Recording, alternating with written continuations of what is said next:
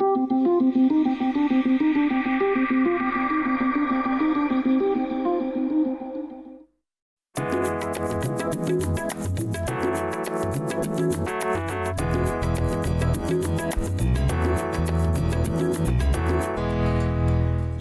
à cette dernière conférence avant l'été.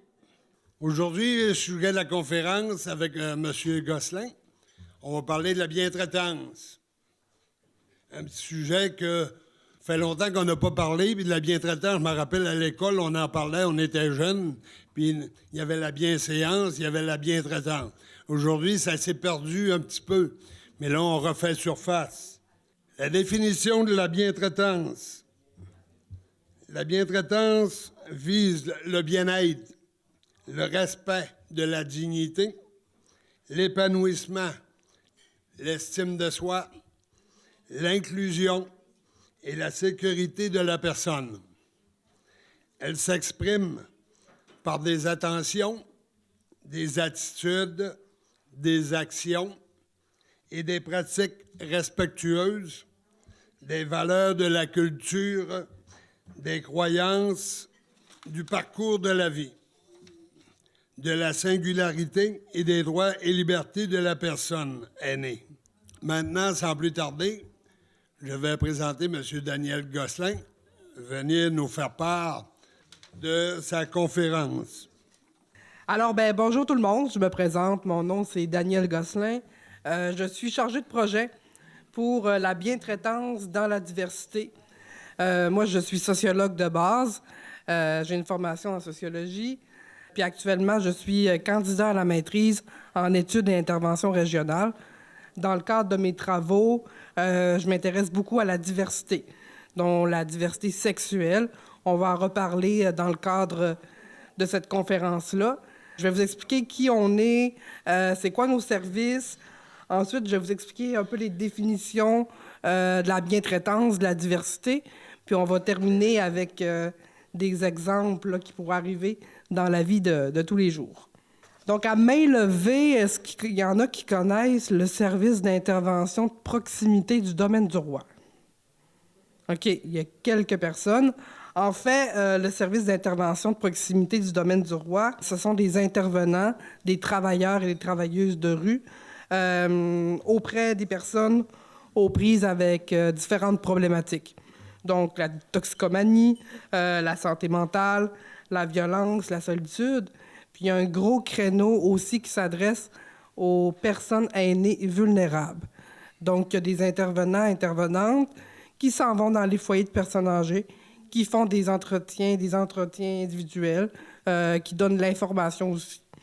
Donc, si vous avez des problématiques, des questionnements, de l'accompagnement, n'hésitez pas à contacter le service d'intervention de proximité. Donc, l'objectif de la formation, on a deux grands objectifs aujourd'hui à avoir. Donc, le premier, c'est informer, sensibiliser, démystifier les diversités culturelles, les orientations sexuelles et les identités de genre. Et le deuxième, ça va être de développer ensemble des outils qui incluent l'ensemble de la population pour vraiment mener à bien la coexistence de différentes communautés au sein de la MRC du domaine du roi. D'ailleurs, je vous dis en passant qu'en 2016, selon les statistiques du gouvernement du Canada, les aînés sur le territoire de la MRC du domaine du roi représentaient 22,2 % de la population. Si on pense à ça, puis on ajoute la génération des baby-boomers, dans quelques années, les personnes aînées vont représenter plus de la moitié de la population. Donc, c'est vraiment important de sensibiliser la population en général, mais de porter une attention particulière aux personnes aînées. Donc, la bientraitance. Tantôt, votre président a donné une très bonne définition de la bientraitance. En fait, c'est vraiment le respect de la personne, l'inclusion de la personne aussi, selon ses différences. Ça peut s'exprimer par des attentions, par des attitudes, même des actions. En fait, c'est de donner une place à l'autre, peu importe sa différence.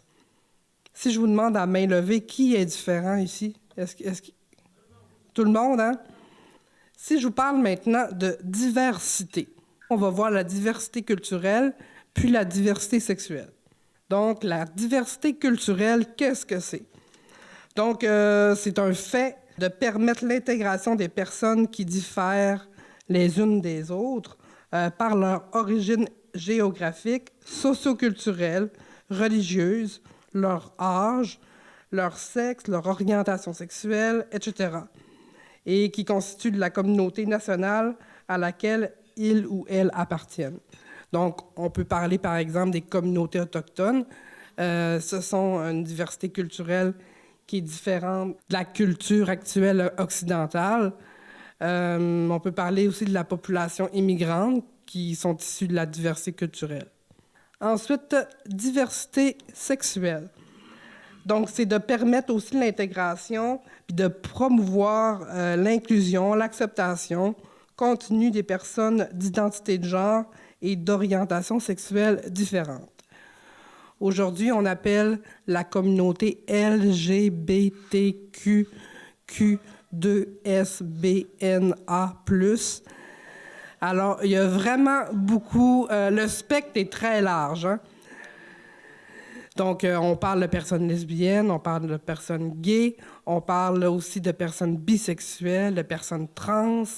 C'est pas le but de la formation aujourd'hui de tout démystifier ça, mais sachez qu'entre le blanc et le noir, il y a plein de zones de gris. D'ailleurs, selon les recherches, on estime que la diversité sexuelle dans la population générale se chiffre aux alentours de 10%.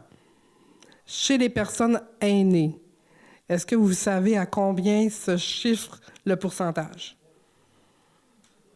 En fait, c'est la même chose, c'est 10% également. C'est simplement que la communauté LGBTQ dans les personnes aînées sont invisibles, étant donné qu'il y a eu beaucoup de lois, comme par exemple l'homosexualité a été décriminalisée seulement en 1969. Donc, oui, ça existe, des personnes aînées qui sont gays, lesbiennes, trans, c'est juste qu'ils sont plus invisibles. Les mœurs ont beaucoup changé aussi là, par rapport à la diversité sexuelle. Je vais vous poser une question. Selon vous, c'est quoi la discrimination? La non-acceptation, la non-inclusion, la non-intégration. Souvent, là, la discrimination met l'accent sur la différence. On va exclure des personnes à cause de certains facteurs.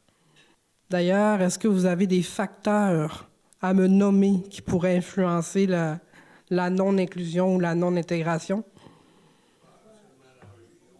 Oui. Oui, c'est vrai que la religion, des fois, on a tendance à penser que la religion catholique est meilleure que les autres religions. L'éducation, c'est un facteur aussi. Donc, il faut vraiment voir tous les facteurs de manière transversale, c'est-à-dire que tous les facteurs s'accumulent, puis ça peut former des inégalités qui vont faire en sorte que la personne est discriminée. D'ailleurs, voici un tableau là, quand même abrégé de ces facteurs de discrimination-là. Donc, en premier, je trouvais ça important de mettre l'âge, parce que l'âgisme, le fait de discriminer quelqu'un en fonction de son âge, bien, c'est un phénomène qui arrive, puis peut-être que vous en êtes victime. Donc, c'est le fait de discriminer quelqu'un, là, de penser qu'il n'est pas capable de faire quelque chose parce que c'est une personne âgée. Donc, ça peut être un facteur de discrimination. Ensuite, on a le sexe. On a hommes, femmes. Selon les recherches, on dit que les femmes vivent plus de situations difficiles que les hommes. Donc, ça peut être un facteur de discrimination. D'ailleurs, la condition féminine, là, vous l'avez vu évoluer, vous, votre génération, beaucoup. Là. Il y a l'handicap aussi, le fait de marcher avec une canne, le fait d'avoir une déficience intellectuelle, une déficience visuelle. C'est tous des facteurs qui peuvent faire en sorte qu'on va se retrouver un peu plus discriminé puis moins inclus dans la société. Je vous donne juste l'exemple là, d'un établissement qu'on ne peut pas aller si on est une personne à mobilité réduite. Bien, c'est vraiment un facteur de discrimination. C'est important de prendre en compte tous les aspects là, au niveau des handicaps. La race ou l'ethnicité. Donc, tantôt, je vous ai dit qu'on vivait proche d'une communauté autochtone qui s'appelle Mastoyage, que vous connaissez, c'est certain. Être autochtone, c'est un facteur de discrimination. Les conditions de vie dans les communautés sont parfois difficiles. On a juste à penser aux taux de suicide qui sont très élevés. Donc, c'est un autre facteur. Puis, ça me fait penser, justement, ce matin même, à Radio-Canada, il a passé un reportage qui disait qu'il allait y avoir de plus en plus d'immigrants à cause de la pénurie de main-d'œuvre. D'ailleurs, il y a la fromagerie Perron qui vont engager, je pense, 3 ou 4 personnes immigrantes. 4, hein? Donc, vous voyez, c'est un phénomène qui s'en vient quand même rapidement sur le territoire. Puis c'est pour ça que c'est important d'en parler maintenant. L'éducation, c'est relié à l'emploi. Donc, souvent, si on a une mauvaise éducation, c'est plus difficile de se trouver un emploi qui est convenable. Et il y a le milieu social. Donc, nous, on appelle ça le tissu social. Donc, les amis, la famille. Quelqu'un qui vit seul, qui n'est pas bien entouré, bien encore là, c'est un facteur qui s'accumule. Ensuite, maintenant, je vais vous présenter, suite à ces facteurs de discrimination-là, la chaîne de la discrimination. Donc, comment est-ce qu'on amène à discriminer quelqu'un? Bien, tout d'abord, on commence avec les stéréotypes. Hein? Bien, un stéréotype, dans le fond, on va prendre l'exemple, là, c'est une image mentale, c'est une construction qu'on se fait, c'est une croyance qui est partagée par une population sur certaines personnes, un certain groupe de personnes. Puis après ça, ça va comme se généraliser.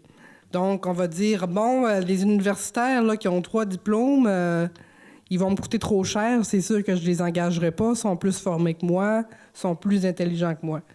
Bien, ça en est une forme de stéréotype. Ensuite, bien là, ça va comme se transformer en préjugés. Donc, on va comme juger à l'avance, on va évaluer un groupe social déterminé sans le connaître, sans utiliser des expériences personnelles ni des informations objectives et approfondies. Je vais vous donner un exemple. On entend souvent, ben les gays, c'est toutes des tapettes, c'est toutes des efféminés. On entend souvent ça. Mais en fait, est-ce que vous connaissez une personne... Est-ce que vous connaissez la communauté? Est-ce que vous connaissez des personnes gays? Est-ce que c'est vrai qu'ils sont tous comme ça? Non. C'est des choses qui ne sont pas fondées. C'est une image erronée de la situation. Puis ensuite, ben, ça va se transformer en discrimination. Donc, tous les facteurs que je vous ai présentés. Donc, ça va faire un comportement négatif, non justifié, justement, à cause des préjugés, à cause des stéréotypes. Donc, c'est vraiment une chaîne, puis c'est difficile de briser cette chaîne-là.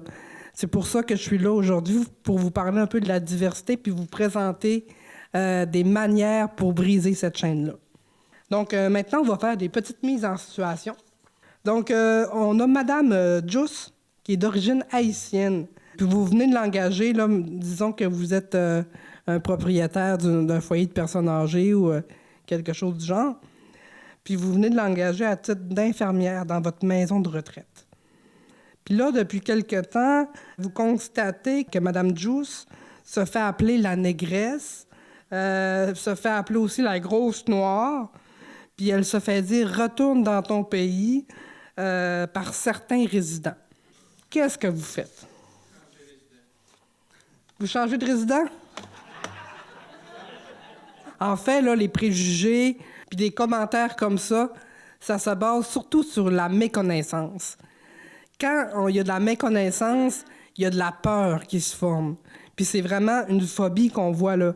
Les personnes, les résidents qui disent des commentaires négatifs sur Mme Jousse, c'est parce qu'ils ont peur de l'inconnu.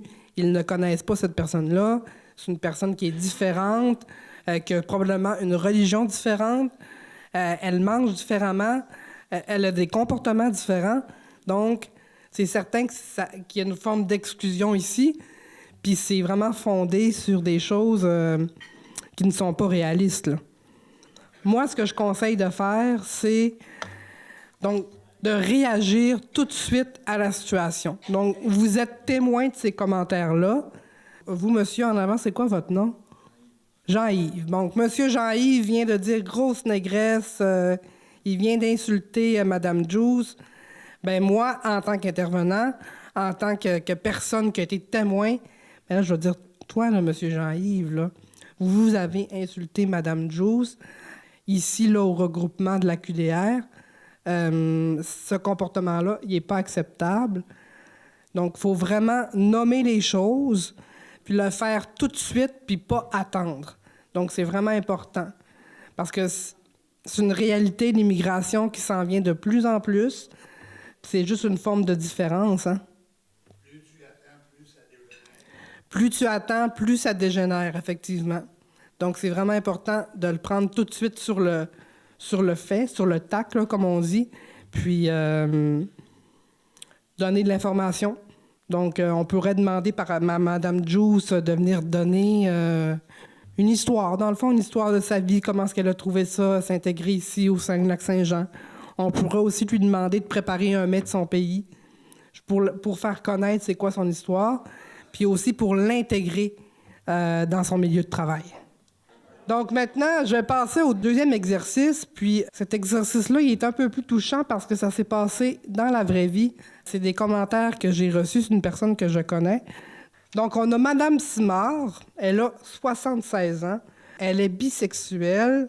Donc bisexuelle, ça veut dire qu'elle est autant attirée par les hommes que par les femmes, et il le sait depuis toujours. Mais pas question de s'afficher. Clairement, surtout depuis qu'elle a déménagé dans votre résidence pour personnes âgées. Donc, vous cohabitez avec Mme Simard, puis elle vient d'emménager. Aujourd'hui, Mme Simard décide de se confier à vous. Et là, elle dit « Je trouve ça difficile ici des fois, parce que j'aimerais vivre avec une conjointe. Mais le monde n'est pas prêt à accueillir ça. Dehors, tu sors, tu peux te promener et te donner un bisou. Ici, tu vas dans le passage et les préjugés sont là tout de suite. Ici, je sens qu'il y a des barrières, raconte-t-elle. Que faites-vous? » C'est un sujet qui est délicat, hein? Bien écouter, c'est presque mieux répondre. Donc, c'est vrai qu'écouter, c'est vraiment ce qu'on a à faire. Puis c'est aussi d'encourager Mme Simard dans ses démarches. Donc, Mme Simard vous a confié qu'elle était bisexuelle. C'est vraiment important de ne pas divulguer son orientation sexuelle aux autres. Donc, elle vous fait confiance là-dessus. Puis, si elle vous demande, bien, tu peux commencer à en parler aux autres, bien là, vous allez pouvoir. Mais enfin, on vous demande vraiment de devenir un allié, de devenir quelqu'un, une personne ressource pour cette personne-là. Mme Simard vit des choses difficiles, elle a de la misère à s'accepter elle-même, elle voudrait vivre avec une autre femme dans sa résidence, mais c'est impossible pour elle étant donné les circonstances. Donc, on vous demande d'écouter, on vous demande aussi de respecter ses choix, de devenir un allié.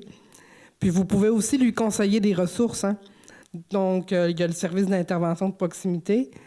Il y a Interligne, là, qui est une ligne d'écoute pour les personnes LGBTQ.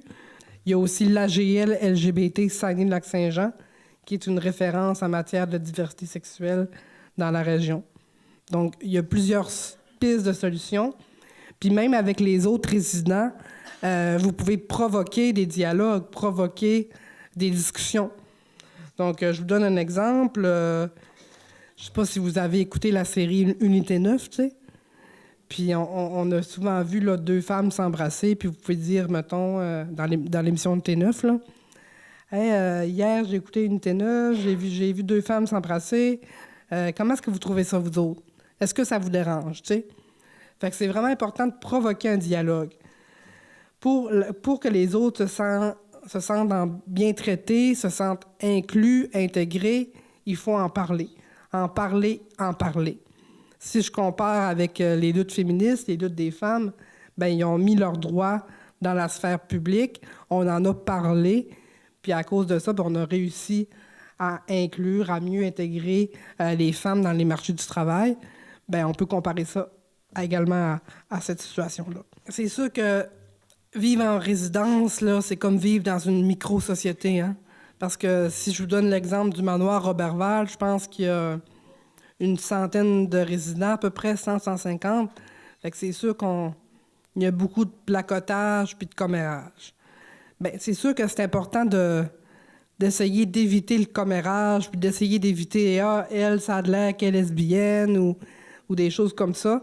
C'est important aussi de respecter si quelqu'un se confie à vous, de garder ça pour vous.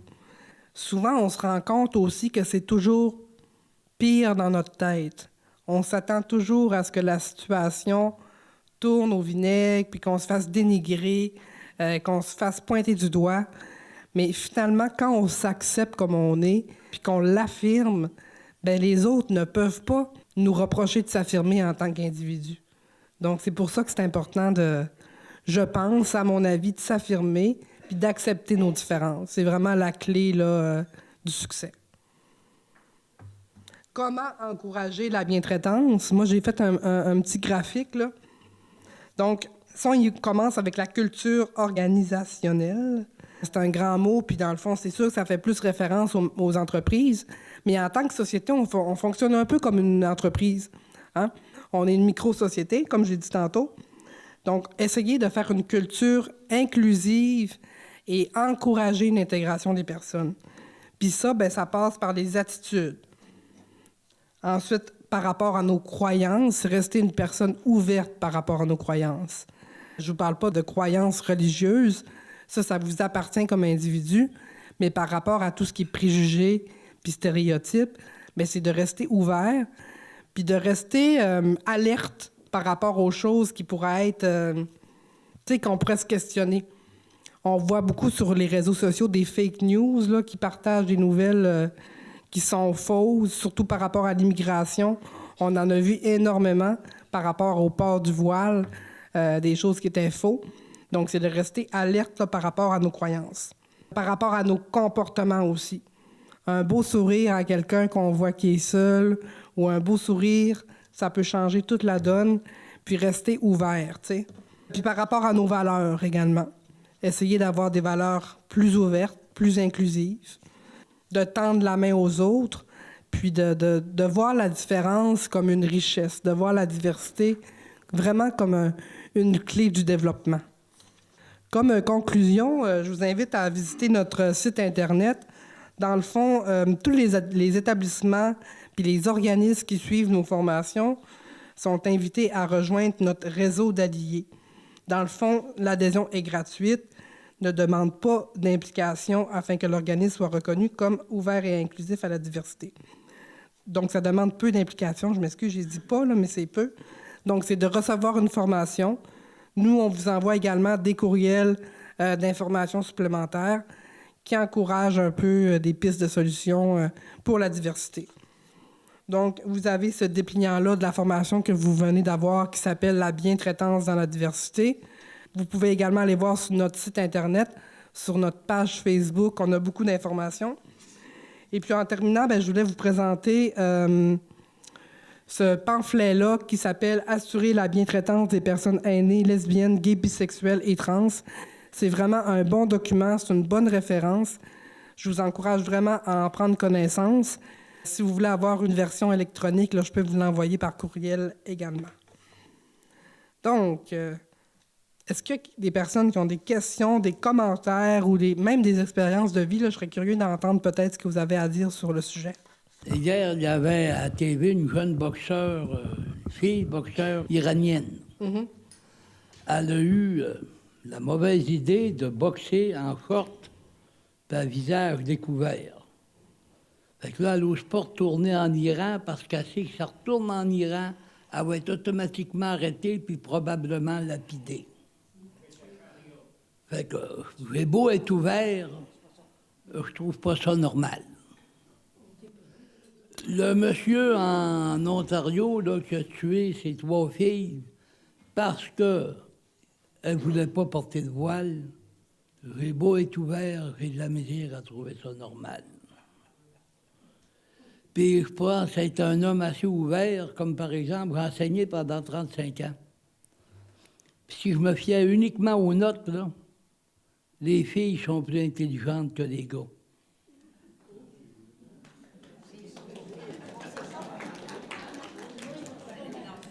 Ça, je ne veux pas me faire tirer de roche.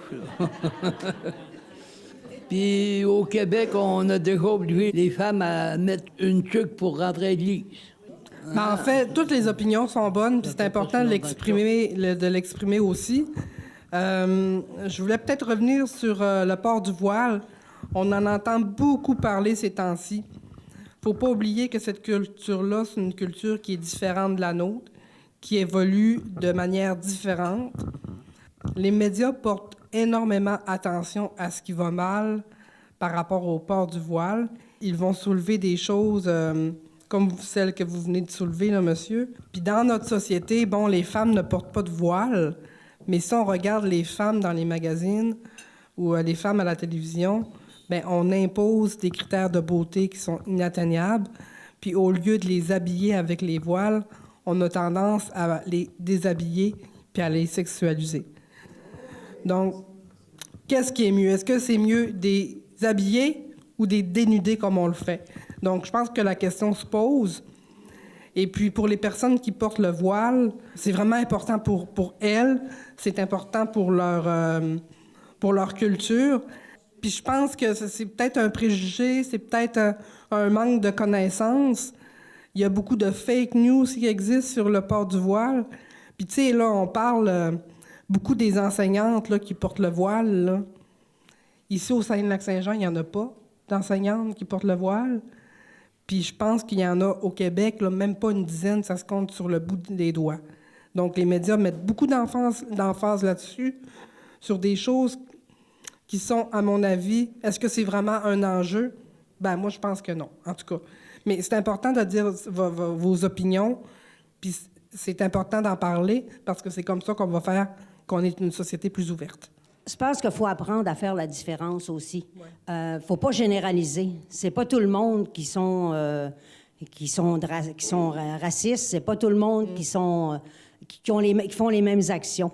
Moi, je vais juste vous donner un petit exemple. Là. Disons que j'ai beaucoup d'expérience là-dedans. Ma fille est musulmane. OK. Elle est mariée avec un Libanais, musulmane. Elle a changé de religion.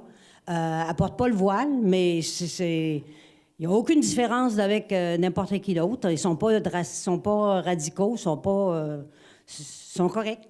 Mon garçon demeure aux États-Unis puis il est marié avec une Noire.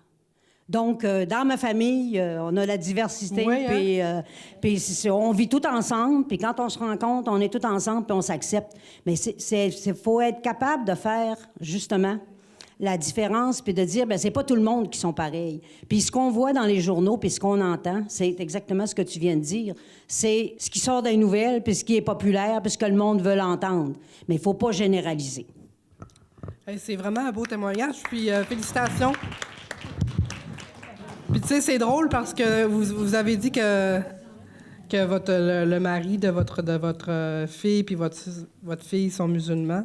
Puis on a dans notre tête le petit tapis avec prière. Là. J'imagine que c'est complètement faux. Là. On a des images, on a des préconceptions.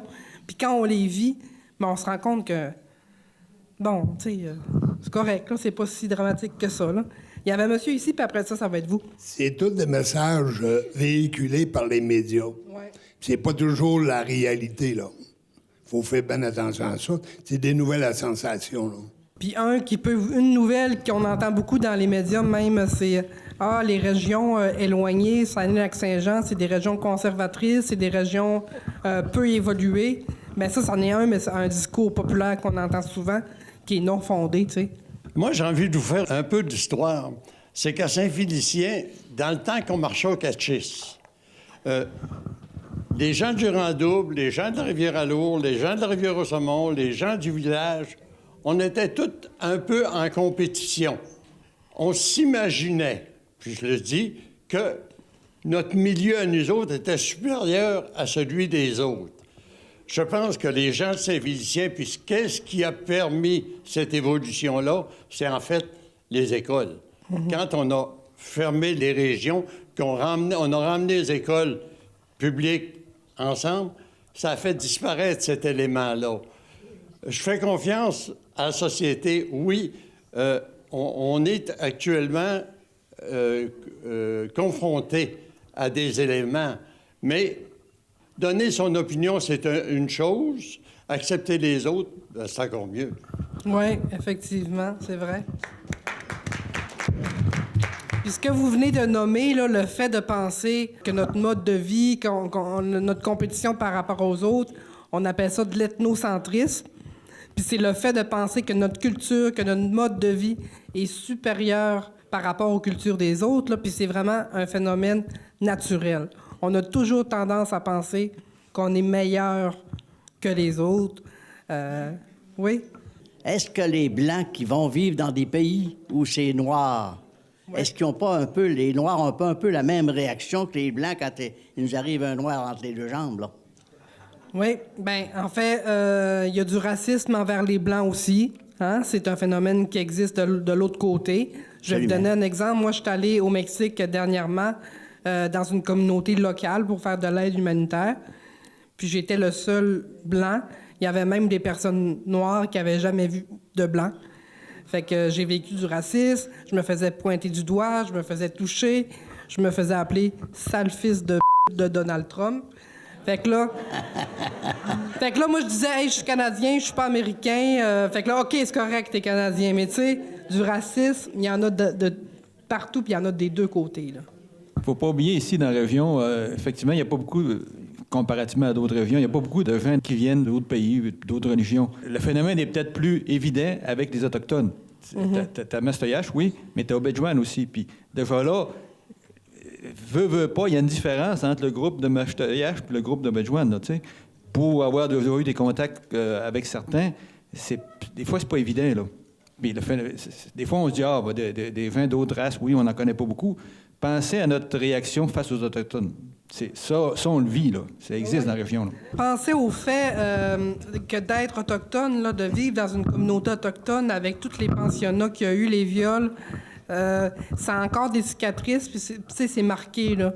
Dernièrement, j'ai fait une résidence, puis il y a un résident qui a dit quand je vais au centre d'achat, là, il y a des Indiens de Mastoyache, puis ils parlent tout le temps en indien devant nous autres, c'est parce qu'ils risent de nous autres. Bon, c'est-tu vrai, c'est-tu pas vrai, je le sais pas, mais comment est-ce qu'il fait pour dire qu'il rit de nous autres alors qu'il comprend pas la langue? C'est important de rester là un peu terre à terre par rapport à ces affaires-là, puis de comprendre le vécu de l'autre aussi. Hein? C'est un choc de génération, puis c'est un choc de culture aussi. Donc, je vous remercie beaucoup de votre écoute. Je suis vraiment content d'être venu ici parler avec vous, vous donner un peu d'informations. Soyez vigilants là, par rapport à la diversité et à l'inclusion. Merci beaucoup.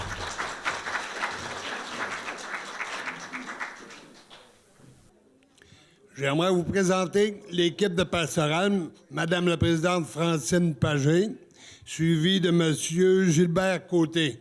Ils vont venir nous entretenir quelques minutes. Alors, Gilles-Pierre et moi, nous sommes membres, comme monsieur vous a dit, de l'équipe d'animation locale de Saint-Félicien. Je sais qu'il y a des gens qui connaissent ça parce que dans toutes les paroisses, il y en a une équipe formée depuis 2015. Mais nous, à Saint-Félicien, on a présenté quelquefois à l'Église des choses qu'on a faites. Maintenant, ce matin, moi, je vous fais un court résumé de ce qu'on a vécu depuis qu'on est là. Gilles-Pierre est dans l'équipe avec moi depuis 4 ans. Nous, on a commencé, en mai 2015, on a commencé à présenter qu'est-ce que c'était. C'est Gilles-Pierre qui avait présenté le diaporama, le PowerPoint à l'Église, à toute la communauté, et puis on nous avait invités à voter. Ça a dû se passer... ici, c'est tout du monde de Saint-Félicien ou il y en a un petit peu ailleurs? La Dorée, Saint-Félicien? Normandin? OK. Alors, dans toutes les paroisses, ça s'est passé en mai 2015. On a présenté qu'est-ce que ça allait être, ça, les équipes d'animation locale. Au niveau du diocèse, tout le diocèse a participé à cette démarche-là. Dans chaque paroisse, on invitait les gens à voter pour des gens qui rendraient bien service dans ce domaine-là. Alors, Gilles-Pierre et moi, on avait été sélectionnés. Julie est maintenant avec nous, de même que Ghislaine Martel. Et nous deux, puis on a toujours Mme Louisette Doucet, qui, elle, est notre animatrice, notre accompagnatrice, qui est agente pastorale. Tout ça a commencé en mai, puis en septembre 2015, on a commencé nos rencontres. Nos projets, les projets de cette équipe-là, c'était quoi? Au niveau du diocèse, tout le monde a commencé en même temps, mais c'était... à bâtir, c'était quelque chose de neuf. Puis quand je vous montre ce cahier-là, c'est avec ça qu'on a commencé, nous, à comprendre c'était quoi, puis qu'est-ce qu'on attendait de nous. Depuis quelques années, on n'avait plus là, un curé par paroisse. Hein? Vous le savez comment ça se passe dans les paroisses? Alors, le fait qu'on n'ait plus un représentant qui est responsable, que le curé arrivait dans sa paroisse, il montait ses équipes, il faisait ses comités dont il avait besoin, mais c'est plus comme ça que ça se passe. Alors, on a besoin de laïcs parce que, vous savez, on a commencé, on nous disait qu'on avait, il y a quelques années, 92 curés dans le diocèse. On a descendu lors du début des unités pastorales, des créations d'unités. Nous, chez nous, ça a commencé avec l'abbé Sylvain, qui est devenu modérateur pour les 4 paroisses. Ensuite, il y a eu Bruno, avec beaucoup plus de paroisses, qui s'était agrandi. Puis maintenant, on est passé de 92 à 26, puis maintenant, on est 9 unités dans le diocèse. Donc, vous savez comment ça se passe. Les prêtres sont super débordés. On ne les voit pas souvent chez nous. Puis, ils se remplacent, puis en tout cas, les messes diminuent et tout. Donc, on avait besoin de support. C'est là qu'est apparue la création de ces équipes d'animation locale-là. L'objectif, c'est sûr, d'animer au niveau de la paroisse les différents comités. L'objectif, c'est d'être des veilleurs. On nous a présenté notre travail comme des veilleurs, de voir qu'est-ce qui se passe dans la communauté, de répondre à des besoins, d'accompagner des équipes. Et puis, on a commencé à travailler de cette façon-là. Puis, vous voyez à l'occasion sur le prône des annonces faites par nous. Alors, on vous met au courant. Notre rôle est beaucoup relié à répondre aux besoins pour tous les paroissiens. Alors, nous, c'est d'être des veilleurs, de voir où se situent les besoins et d'y répondre. C'est sûr qu'on ne travaille pas seul. On est en relation avec tous les autres comités. On a ici un tableau qui décrit un peu notre travail. Vous voyez au centre l'équipe d'animation locale, puis regardez les flèches là, qui s'en vont vers le secrétariat, le conseil pastoral, l'équipe pastorale, l'assemblée de fabrique, nos accompagnateurs. Depuis le début, on est accompagnés par Louisette Doucette, l'agente pastorale.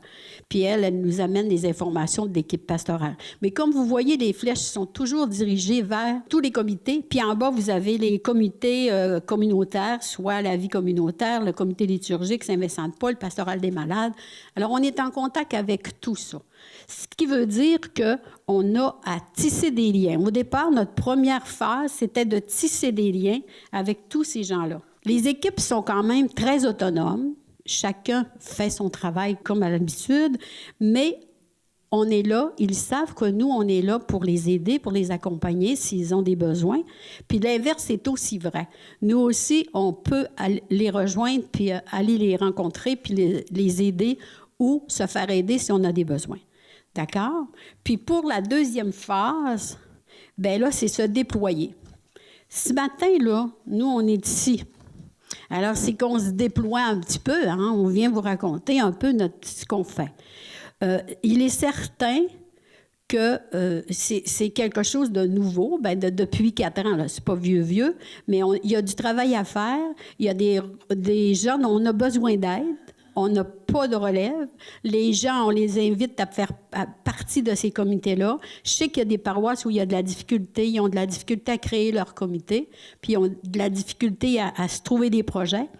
Mais nous, quand même, on voudrait avoir du nouveau monde, là, parce que vous savez, les TLL commencent à être un petit peu fatigués.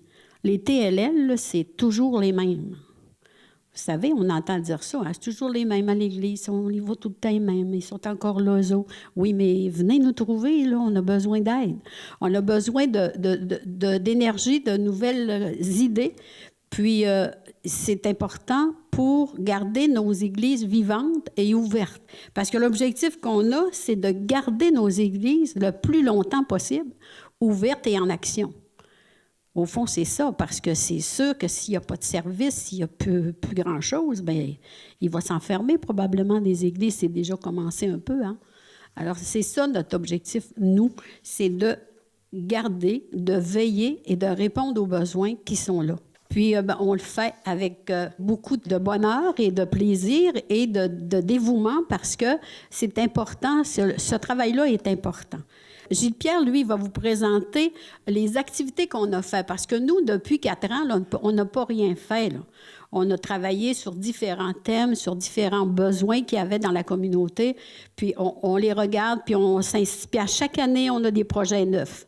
On a nos projets pour l'année qu'on regarde, puis on cherche des choses à faire qui sont importantes et pratiques, puis on répond à des besoins immédiats aussi.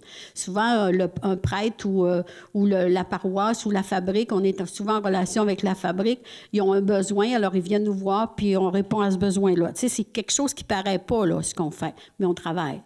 On travaille fort, mais ça paraît pas, tout le monde ne sait pas qu'est-ce qu'on fait. Mais ce matin, Gilles Pierre va vous raconter un petit peu qu'est-ce qu'on fait depuis les 4 ans qu'on est là. On a fait différentes choses. Alors moi, je pense que la plupart de vous sont présents à l'Église. On a présenté des choses, on ne vous répétera pas tout ça, là. Donc, si vous n'avez pas de questions, moi, je laisse aller Gilles Pierre avec toutes les activités ou à peu près qu'on a vécues, puis qu'on a faites, puis qui sont concrètes. Alors, comme le disait Francine, nous sommes une jeune équipe, à peine 4 ans et demi. Les activités que l'on mène à l'équipe d'animation locale, qui est une forme, je dirais, de coordination pastorale et liturgique de la communauté, suite au réaménagement dont on a parlé tantôt. Alors, cette équipe-là veille finalement à ce que la vie paroissiale et communautaire reste vivante. Alors, voici les activités qu'on a menées, puis les collaborations et les initiatives qu'on a prises. Tout d'abord, on a collaboré avec le comité de liturgie déjà existant à Saint-Félicien pour mettre en place l'expérience des messes familles, c'est-à-dire une messe ajustée davantage je dirais, à la hauteur de nos enfants, puis mettre des aspects plus attrayants peut-être pour les petits-enfants. On a vécu cette expérience-là à 4 reprises depuis qu'on a lancé le projet. Ensuite, nous avons organisé, lors du départ des Sœurs du Bon Conseil qui ont œuvré ici 110 ans, elles avaient encore une maison à côté de l'église qui a été vendue depuis. Et les dernières sœurs à partir, ça a été en 2016. Il en restait 3, je crois. Alors, on a organisé une activité reconnaissance pour relever les 110 ans d'implication éducative de ces personnes. Donc, ça a été un événement assez marquant à Saint-Félicien. Nous avons aussi travaillé en collaboration avec les comités de liturgie à la célébration des 60 ans de sacerdoce de l'abbé Rénal Blouin en 2018, qui est toujours actif. Alors, c'est un homme solide. Et nous avons aussi travaillé à la messe de reconnaissance pour les services rendus de l'abbé Bruno Tardy, qui est parti l'année dernière et qui œuvre maintenant du côté du nord du lac. Alors, on a organisé une activité pour le remercier de ses bons services. Et nous avons organisé quelque chose d'assez particulier cette année. C'était une première à Saint-Félicien, la messe multiculturelle de Noël. Alors, vous savez, on en a parlé un peu tantôt. Il y a la présence des migrants. Ici, à Saint-Félicien, il y a pas moins de 50 migrants dans la maison près de Vaudreuil, coin, pas Saint-Anne, mais Notre-Dame. Alors, on avait invité ces personnes-là. Elles ne sont pas toutes venues, évidemment. Certains travaillaient, d'autres étaient peut-être épuisés. Mais on les a invités avec d'autres personnes qui nous ont été référées par porte ouverte sur le lac à une messe de Noël où il y avait la présence des places qui leur étaient réservées pour qu'ils puissent bien voir et être accueillis par la communauté, et aussi des prières en espagnol. Alors, ça nous a permis de donner une sonorité spéciale à la messe et ça a été fort apprécié par les migrants. Ensuite, on a organisé un voyage nolisé en autobus le 2 février 2018 lorsqu'il y a eu l'intronisation de notre nouvel évêque, Monseigneur René Gay, que vous connaissez peut-être. C'est quelqu'un de Saint-Thomas-Didyme. Ensuite, on a soutenu dans notre paroisse les pastorales déjà existantes pour les soutenir dans leur travail d'implication. Alors, la pastorale du réconfort, celle qu'on appelait anciennement la pastorale des malades, la solidarité sociale et le comité de liturgie et la Saint-Vincent de Paul. On a participé aussi à des rencontres de ressourcement à Alma portant sur les équipes d'animation locale. Comme c'est une nouvelle entité, bien, on comprend qu'à quelque part, on a besoin de se former puis de voir comment les autres agissent aussi pour s'ajuster. On a travaillé aussi à la création d'un groupe de partage de la parole. Tous les lundis soirs, au presbytère, il y a une personne qui anime un groupe de partage sur la parole. C'est généralement la messe dominicale qui est reprise, c'est-à-dire l'évangile de la messe dominicale. Et les gens le lisent et chantent et partagent sur ce que fait monter au cœur ces bonnes paroles du pasteur. Ensuite, nous avons demandé au groupe L'Arche de paix, que certains connaissent, certains sont peut-être même membres de l'Arche de paix ici, de prendre en charge le premier vendredi du mois. Vous savez que c'est une tradition catholique qui est fort ancienne de faire une dévotion particulière au Saint-Sacrement le vendredi. Alors, c'est l'Arche de paix qui a pris en relève cette liturgie-là. Alors, il n'y a pas de prêtre, ce sont uniquement des laïcs qui s'occupent de cette heure d'adoration-là, avec une réflexion de circonstances. Nous avons aussi travaillé en 2016 à la prise en charge d'une pétition régionale concernant la perte des postes d'aumôniers dans les hôpitaux. Vous avez peut-être déjà signé cette pétition-là il y a quelque temps. Ça n'a pas donné de résultats, mais à tout le moins, nous avons exprimé notre mécontentement par rapport à la situation qui prévalait.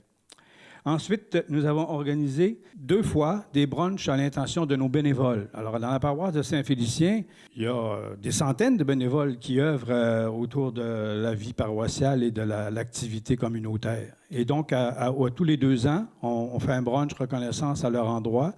Alors, c'est festif, il n'y a pas d'enseignement, il n'y a pas de formation, rien. Alors, on partage et puis on donne des petits cadeaux de réconfort et puis c'est fort agréable. Alors, on a eu un brunch en 2017 et un en 2019. On a aussi organisé des rencontres avec la Fabrique pour leur faire connaître ce que c'est que l'équipe d'animation locale, parce que la Fabrique, ce sont les administrateurs de la paroisse. Nous ne sommes pas des administrateurs, mais à quelque part des veilleurs, comme le disait Francine. Alors, on a aussi organisé des rencontres avec le groupe Les Ateliers Protégés, qui sont des personnes qui ont un local dans, je pense, le parc industriel. Est-ce que c'est ça? Les Ateliers Protégés? Les personnes qui ont des légers déficits intellectuels. Et on a rencontré aussi les membres du groupe Le Goéland et les gens de la soupe populaire qui est dans le local du Chevalier de Colomb.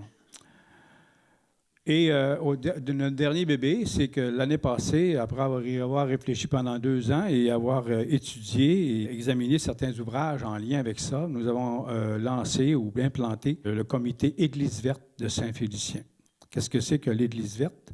Il faut croire que ce n'est pas une nouveauté, parce que ça existe depuis 1987. C'est parti à Montréal, dans une paroisse de Longueuil, je crois.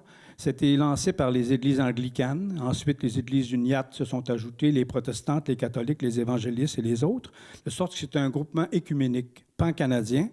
Et au Québec, il y a 70 églises au moins qui sont rattachées à ce réseau-là.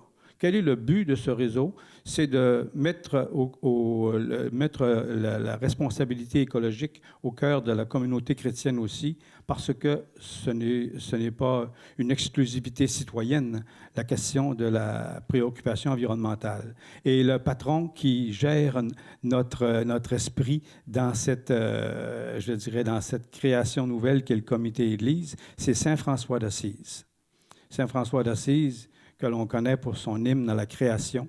Alors, c'est un peu le patron des comités d'Église verte. Alors, depuis ce temps-là, le comité fait certaines activités, dont une qui a été présentée en novembre, concernant l'utilisation de produits domestiques non polluants, et un autre qui s'en vient prochainement pour le mois de juin, en lien avec la Journée mondiale de l'environnement. Voilà, ça fait le tour de quelques... Parce qu'il y en a d'autres, mais on s'est ramassé sur quelque chose de plus succinct. Merci beaucoup.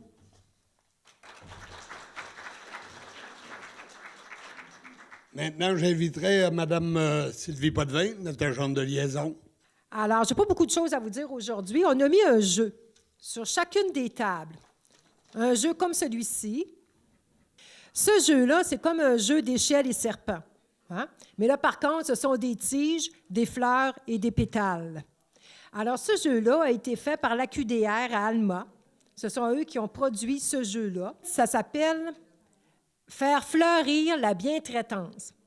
Alors, c'est un jeu. Je vais juste vous lire un petit peu ce qui est inscrit à l'endos.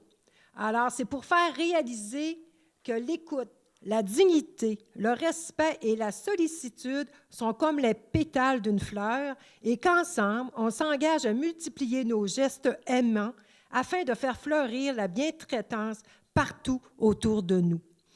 Alors, je vais juste vous expliquer un petit peu le jeu.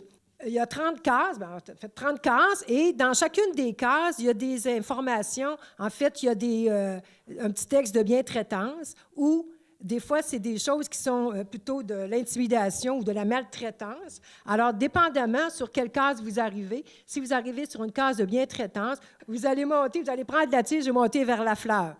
Par contre, si vous arrivez sur une case où c'est de l'intimidation ou de la maltraitance, vous allez tout simplement descendre là, sur les pétales.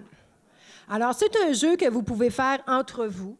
Mais moi, je trouve que c'est quand même plaisant que ce serait un jeu qui serait intergénérationnel, si on veut, on a tous des petits-enfants, que les grands-parents puissent jouer avec leurs petits-enfants et ainsi leur montrer là, c'est quoi la bientraitance là, pour les aînés. En fait, la bientraitance, là, ça a partout sa place avec tout le monde qui nous entoure, bien sûr. Pas seulement que les aînés, mais étant donné que nous, on est une association pour aînés, alors bien sûr, les grands-parents avec les petits-enfants, pour leur montrer c'est quoi la bientraitance, comment il faut traiter les autres personnes et, entre autres, les aînés, bien sûr.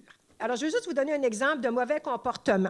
À la section 24, si vous regardez la section 24 sur votre jeu, alors on dit deux préposés qui parlent d'un résident en le déplaçant, comme s'il n'était pas là. C'est comme si, ils parlent deux préposés ensemble, mettons dans un CHSLD ou dans un RPA, ils parlent de la résidente comme si elle n'était pas là. Alors ça, c'est inapproprié. C'est vraiment là, de la maltraitance, si on veut, c'est vraiment inapproprié. Alors là, vous descendriez là, avec les pétales. Par contre, il y a au niveau de la bientraitance, si je regarde le numéro 12, un vrai sourire est un geste de bientraitance. C'est pas grand-chose, hein, juste sourire à une personne aînée, puis l'inverse aussi à un étudiant ou à peu importe. Alors, juste sourire à d'autres personnes, c'est un geste de bientraitance. Alors, quand vous arrivez sur cette petite case-là, vous prenez la tige et vous montez vers la fleur de la bientraitance. Merci. Comme vous le savez, le temps presse à plusieurs endroits et la planète nous sonne plusieurs cloches mentionnant que le temps presse pour elle également. Tout à l'heure, Gilles Pierre nous a parlé de l'Église verte, mais vous savez qu'on entend beaucoup parler de réchauffement de la planète, mais ce n'est pas nécessairement le réchauffement de la planète comme tout ce qui se passe écologiquement présentement. Du 22 au 27 avril était la Semaine de la Terre, donc on essaye de faire beaucoup de récupération puis le moins de déchets possible. C'était juste un petit rappel que je voulais vous faire.